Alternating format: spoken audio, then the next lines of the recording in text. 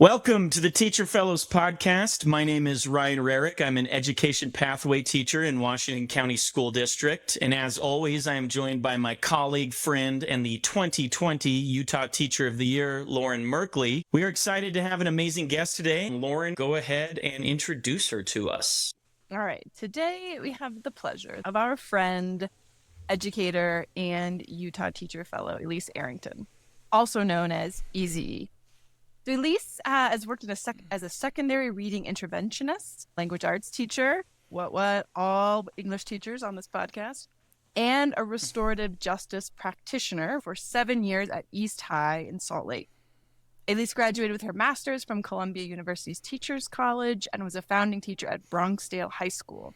After teaching in New York City for 8 years, she moved to Utah, where her passion for social justice and empowering young people led her to establish a restorative youth court at East. Elyse, thanks so much for making time for us today. Thanks for having me. I have to give Elyse a hard time because we just finished, I know this episode will come out later, but we just had our fellows convening a few days ago, and that was the first time that Elyse learned that I, in fact, am an English teacher as well. She's only known me as the education teacher. So, Elyse, it's English power right now. Yeah, the trifecta.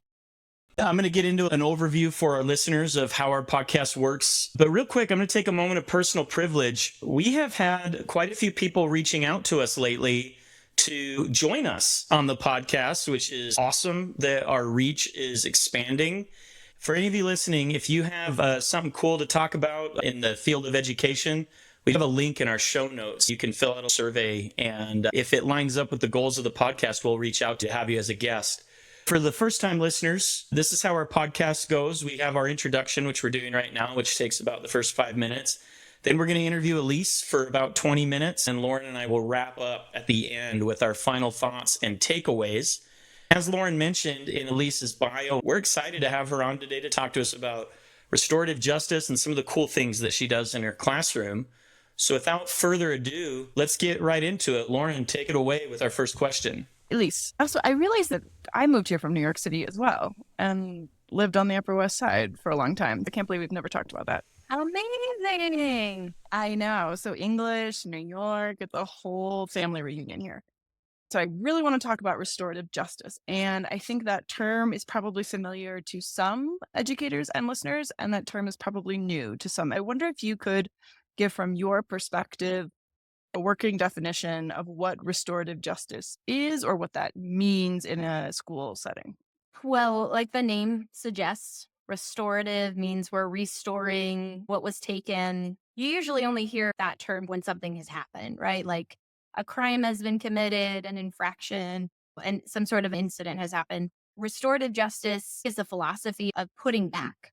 Instead of this deficit model, or even looking at the perpetrator, it's what can we put back into the community to replace what's been taken. It views crime as more than just breaking the law. It views it from the harm perspective of who's been harmed and how can we rectify the harm. That's a simplified view as far as I know. I think it gets a bad rap, especially in education. There were a few schools and a few big pushes to do more restorative justice work in schools. I think that it got kind of halfway done. People heard like circles. People heard, like not punishing kids the same way. That's where it stopped. When I came to the Salt Lake City School District, I remember some of the new teacher meetings talking about restorative justice. I sat there thinking, this is not what restorative justice means. The restorative justice work that I've done is. I think it's gotten a bad rap. I even heard it at our Day on the Hill, people talking about restorative justice, as a negative thing in schools. It can mean different things, I think, different places, but how I interpret it is using that approach or lens to look at harm when it's caused in a school. So you mentioned that the goal of restorative justice is to repair the harm or to give back, like, who was harmed. What would be the ultimate goal of it from the perspective of the student, or even in a larger, broader sense, if it's restorative justice in general, of the person who is the perpetrator of the act? What's the positive outcome that comes from restorative justice for all parties? How does it help the person who performed the action? That's the best part, especially in our youth court and the restorative justice framework used in schools. There's a lot of focus on the person who the harm has been done to, the quote unquote victim in the situation, but the person who is causing the harm or the kid who committed the minor infraction. I think the focus is on reintegrating them back in the punitive approach to discipline in schools, which is what we almost all of us have. And even some of the schools that I know were really progressive are starting to pull that back a little bit. It's just like punishment, and kicking out. There's this feeling of alienation and this feeling of, well, they need to learn their lessons, so we're going to send them home. They need to leave our community. They have to take, I wish they would use words like break, but it's like suspension, expulsion, right? And things that are really harmful that go on students' academic records. The whole goal, especially with our youth court that we do, is we're holding people accountable. Because even if you think about it, if a student, let's say they graffiti, they tag a wall, and what happens? The principal comes down, you shouldn't have done that. That's 2-day suspension. Get out of here, right? Then they come back after 2 days and go right back into class. There are no conversations. There's no, what have you learned while you've been gone for those 2 days? None of those conversations typically happen. So it's all these isolated actions with no connectivity. I think that's what's beautiful about restorative justice is it's trying to say, what happened before you committed that infraction? What led you to do that? What have you thought about since? How do you think you should make this right? Then we do the process of making it right. And then there's also that reflection of how do you want to re-enter this space? Now that you've left maybe for a little bit, or you've taken these steps to kind of repair what's been taken, how do you want to re-enter this space? And reflection is really big in that. We do that in our restorative youth court. Reflection is a mandatory piece of every case that we hear. Every student has to reflect on the process. What was it like to come to youth court? What was it like beginning, middle, and end? So the goal, I think, is to not alienate or exclude people, whether they're the ones who committed the infraction, whether they're the ones who were harmed by it too, because oftentimes the harm don't often meet. They're not usually in the same room. That's the same outside of schools in the real world, unless there's a trial or hearing. So I think that's the goal, to not create or further the division, but to bring people back together. I love what you said about restorative justice. It's all about context. We're looking at some incident or harm in its own context and in the context of these particular people that are involved, what was going on for them individually and collectively, and how do we move towards a new context. I'm really interested in hearing about the youth court. I've never heard that term used in a school before. I've heard of, sort of juvenile court in the judicial system. I wonder if you could walk us through an example of an incident that showed up at youth court and how that process works, especially for listeners who aren't familiar with restorative justice or might be interested in sort of how would this model look at my school or in my district. So whether it's a hypothetical or an actual example. Yeah, absolutely. There's a direct correlation between the number of suspensions a student has on their record and the likelihood of them dropping out of high school. So we see that the number of expulsions over from their 9th grade year on up and the likelihood of graduation. I've seen this as a need. And when I was teaching in the Bronx, my principal really spearheaded this. And by the time I left that school, we dealt with everything internally. And I really like it because teaching in the Bronx, there's a big Italian population. I kind of think of it like Soprano style mafia. We have our own system of justice, right? We take care of our own and we don't push it out. I tried to use that metaphor when I came to East and people were like, I don't get it. So I was like, never mind, that's fine. Know your audience, right? Right. So that's the genesis of it at the school that I was teaching at. Schools here in Utah have things called peercourt. And when we first started it here, the peercourt people were a little irked, like, what are you doing? This is what we do. If it helps, I can also talk about how it's different because that is an established program here in Utah. Yeah. Okay. Growing up in Utah, I was a member of peercourt. I was a peercourt mentor.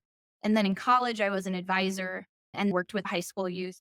I really loved that program. I thought that it did like 75% of what students really needed. And I had never heard of restorative justice until I moved to New York City and was doing my master's program and teaching in schools. What I disliked was that they held their hearings at the Matheson courthouse. It was kind of like we're trying to do our own little like light form of justice, but we're still going to scare you. Your parent or guardian has to be here. They have to take off work or whatever they have going on. They have to get childcare, perhaps come downtown, go through the courthouse, go through metal detectors. They have to wait outside of a real courtroom. And it's scary. I mean, we had kids as young as 6th grade all the way up through senior year of high school. I will say the one thing I really appreciate about peercourt is they're very integrated in the community. We could make dispositions or the consequence contract with Big Brothers Big Sisters, Habitat for Humanity. The consequences could be out in the community doing things with more established organizations, community service and whatnot. So youth court is totally in-house though. So like when students get their disposition, which is kind of their contract for what they're going to do to repair the harm, everything is in-house. As far as they will go is the surrounding neighborhood. There's a Java Joe's coffee shop across the street. Maybe they go over there if what they did had something to do with Java Joe. So that's like as far as they would go. So it's really trying to like keep things in-house, taking care of our own. I would say the number one case that we hear is usually truancy, or I've seen a lot more kind of that insubordination type of thing, being disrespectful to a teacher. But in New York, we did get vandalism and tagging on the walls and stuff. There have been some like minor altercations. There are things that are outside of our jurisdiction. So like if a kid get into a full-blown fight, we can't touch that. If they are fighting in a hallway, but it doesn't go to blows, we can take that. We can do some mediation. The intake process is the choice. The student can choose to come to youth court. They have the option to be suspended. Their choice. You can choose to go home and be suspended, or you could choose to go to youth court. Being suspended is probably easier than coming to youth court. We market it as not on your academic record. You have the opportunity kind of like reintegrate back into school with dignity and make some friends along the way. But if they choose to come to youth court, they've committed a minor infraction. Let's say they tagged the walls in the bathroom. An administrator can say, hey, here's your choices. Do you want to do this? You want to be suspended? They choose to come to youth court. We get that information. We train our students. When we're done with training, self-run machine, the kids run the whole thing. We have a youth advocate who will meet with the student and do like an interview. It really is all about getting to know the student. Before they even talk about the situation, like the incident, they'll say, what do you like to do? Are you interested in any sports? How do you like East High School? Who's your favorite teacher? Do you have responsibilities outside of class? So they try to get to know them on a personal level, and then they'll dive into the situation. Tell me about what happened from your perspective. Here's the facts that we have from an administrator. What's missing? What are we not seeing here?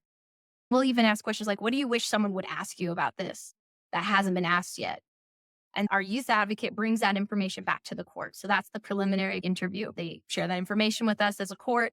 Our jury, community advocate, judge, bailiff, everyone gets to be a part of listening to that. And then everyone starts writing questions, even if it's the bailiff, community advocate, our jury, they all write questions. We set a court date. It's usually after school. Student comes in and we go through the process. They have someone who's their advocate, who's going to represent them, who's going to always speak to the positive. They will ask some questions, but some of the questions might seem a little tricky, but usually there's a method to the questions they're trying to get to a certain point. It really is ceremonial, right? Because at the end, no matter what, the goal is to get a student to admit, I was wrong. I shouldn't have done this. Then once we get that kind of, I wish I hadn't done this, we're able to move forward with making a disposition. The jury gets to decide, and the judge can approve it, but the jury does get to decide this. What would be appropriate actions that the respondent can take to put back into the community what was taken? All of those, like I said earlier, are partnered with a reflection of some sort about the crime or the incident and the youth court process. We always invite the student, once they've completed their disposition, to come back to youth court and sit and observe a case or to join youth court. That's actually how we recruited about half of our youth court members. They were former respondents who had committed a minor infraction. I love this, especially because of what you mentioned before, where the goal is to keep it in-house, to solve it within the school. You had given a visual representation of this, but I wanted to explain it for the podcast listeners. The idea was that as suspensions increase, the likelihood of graduation declines. There's an inverse relationship between that.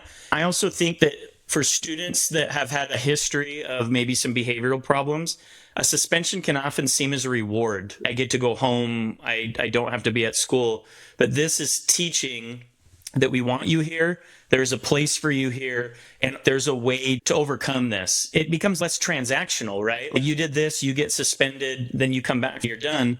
And inevitably that student is behind on coursework. They know less of the material. And there's evidence to show that one of the reasons that kids act out is because they feel inadequate or incompetent. And that's not helping that situation at all if the kids are removed from school and then it's still asked to perform the tasks that they weren't there for. I love a lot of what you're saying. We are winding down on time, but we have got to get to one more topic before we finish up with you. You've got to tell us about what appears to be the coolest class that's taught at all in high school, a hip hop and protest class.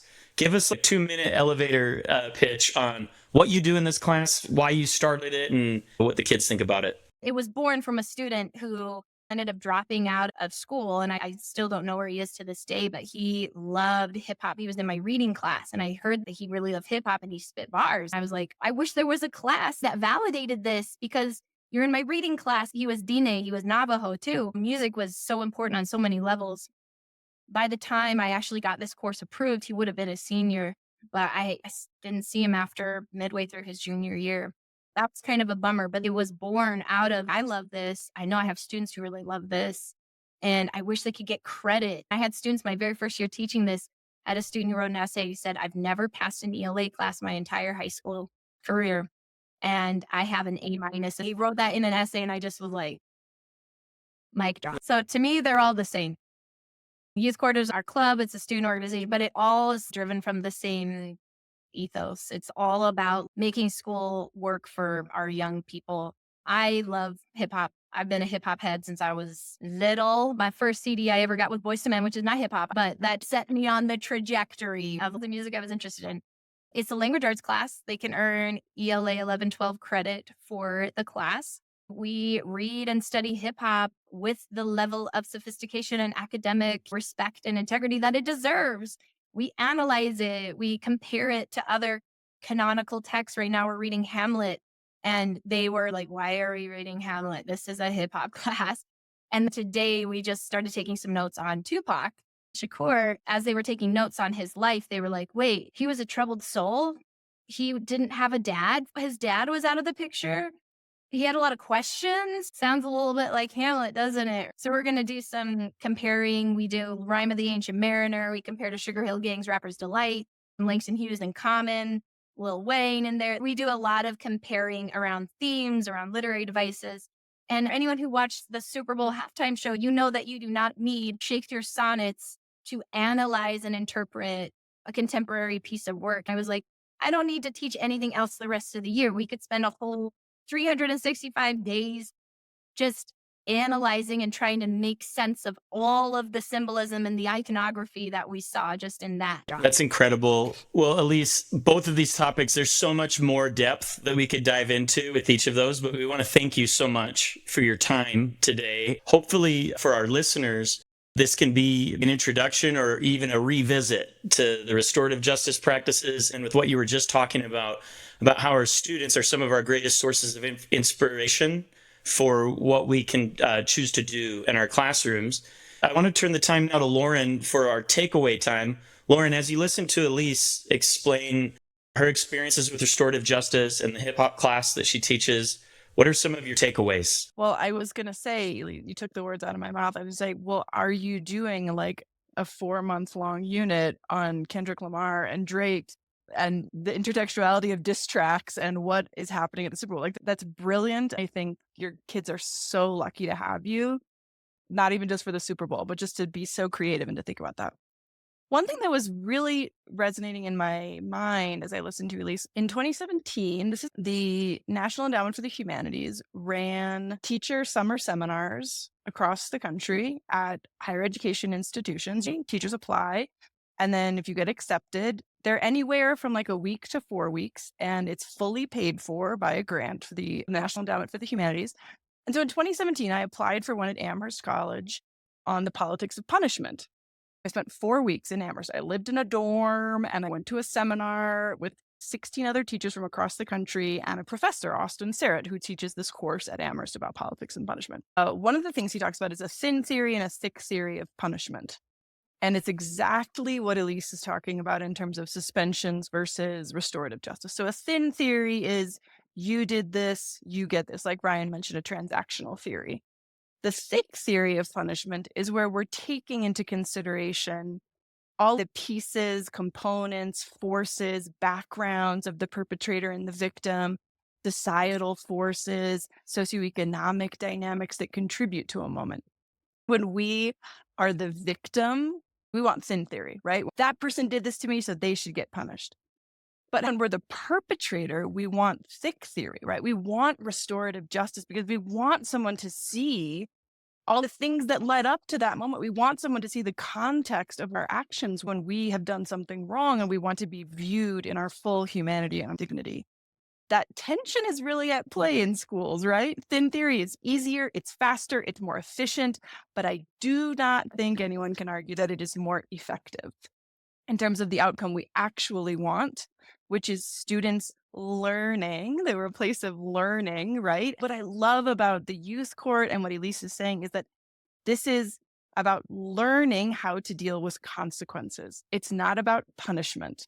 It's using the word discipline in its most basic form, which is how students develop discipline to manage the consequences of their action, manage their emotions or manage their impulse. I've never worked with restorative justice the way Elyse has, but I'm deeply interested in it. I'm just so happy, Elyse, that you made this time and that our listeners can hear a model for what this looks like in a school, especially if they're interested in advocating for that in their own school or district. So thank you. Ryan, you take it away. Yeah. I kind of already mentioned my takeaway, which was the suspensions, even if they are an immediate consequence, they don't really work if our ultimate goal is for students to learn and become adults that can operate in society. That system doesn't really pay off. And then with what you were just talking about, Lauren, I'm thinking about the differences between a misunderstanding of discipline versus self-discipline, where a lot of times, like you're talking about that thin theory, we just want an immediate consequence for an action so that it's punitive. And restorative justice is really more about producing the best outcomes for all parties involved. I think having that broader picture leads to better outcomes for students in general. I spent a year as an administrator, and one of the hardest things for me was when I had to follow a policy that required a suspension that I didn't believe was going to result in a better outcome. I would love to see the proliferation of restorative justice practices. That's it for the podcast today. Elyse, thank you again for joining us. It was a pleasure to have you.